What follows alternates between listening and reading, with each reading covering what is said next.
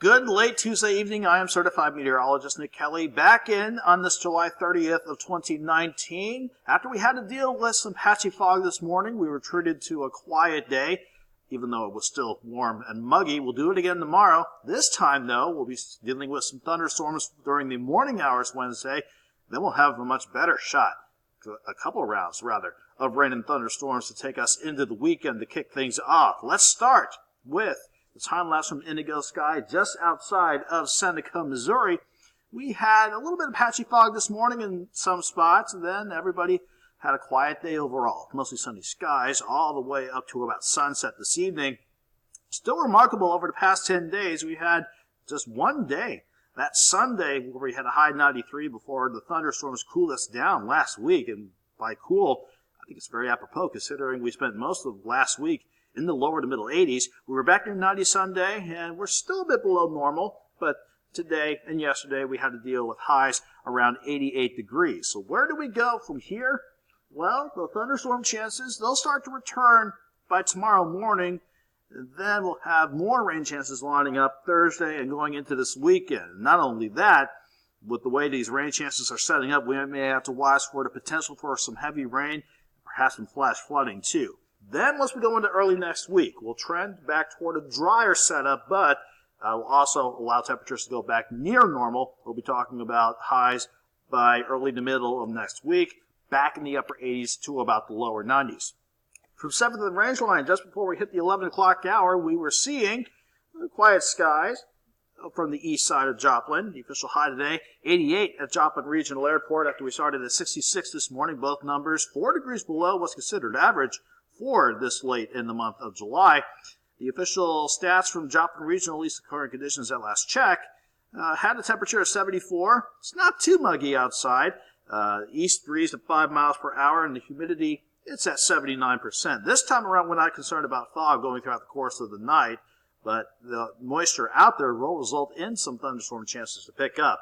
But nothing out there right now. Temperatures just warm, if not mild, and especially some of our outlying areas, low-lying areas outside of Joplin and Pittsburgh. Otherwise, in general, lower to middle 70s. And we'll continue the fall back into the upper 60s as we go throughout the course of the night. But have a look.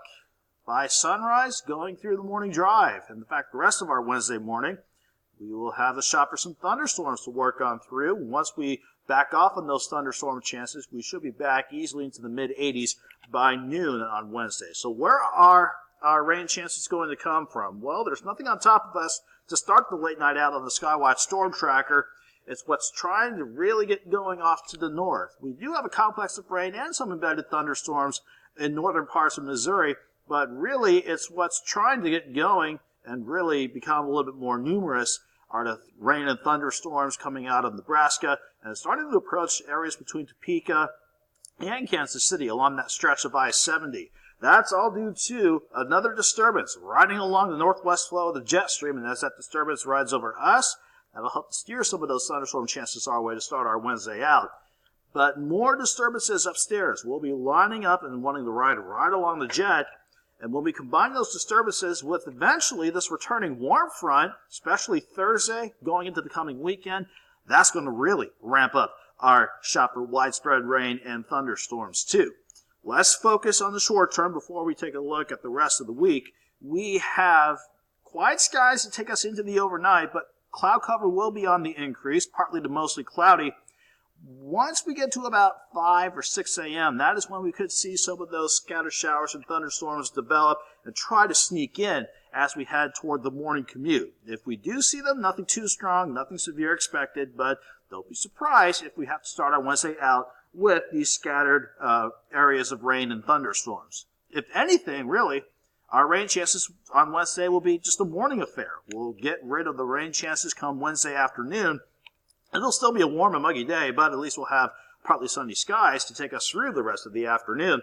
So for these rain chances, it won't do us a lick of good in terms of cooling us down. 68 to start, pushing to 84 by noon, and then we'll see afternoon highs pushing 89 degrees.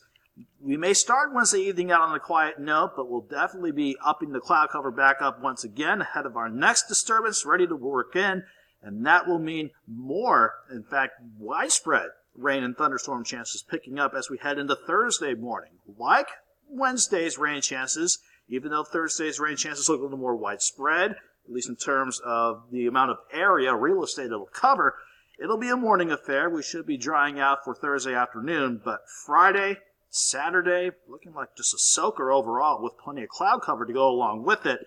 Once we get past Saturday evening, though, we'll finally get a chance to calm down, if not turn partly to mostly sunny by the time we hit Sunday. So we will have dry time as we go into early next week. Until then, we have to deal with all these rain chances that want to line up. And we need to keep an eye on how these storms track as we go throughout the next several days. If the heavy pockets of rain end up trending over the same areas, that could result in some flash flooding. So the rain tracker wants, in general, the entire area to pick up between, let's say, 1 to about 3 inches. But wherever the heavier rains may set up and train, we may see rain amounts pushing 4, if not over 5 inches of rain. So we're definitely going to keep an eye on the rain amounts that could lead to some flooding potential as we go throughout the rest of the week and into the weekend. On top of that, look at what the rain does with our temperatures. 89 on Wednesday, but 85 on Thursday. We may be lucky if we hit 80 degrees for both Friday and Saturday with all the cloud cover and the rain chances that we'll hold on to. Once we get past Saturday evening, though, Sunday, we're looking mostly sunny and good. So at least we'll salvage the weekend with a good Sunday with highs back in the mid-80s, upper 80s on Monday, and then back to 91 with the usual early August heat and humidity looking to return. Have a good night. Have a great Wednesday.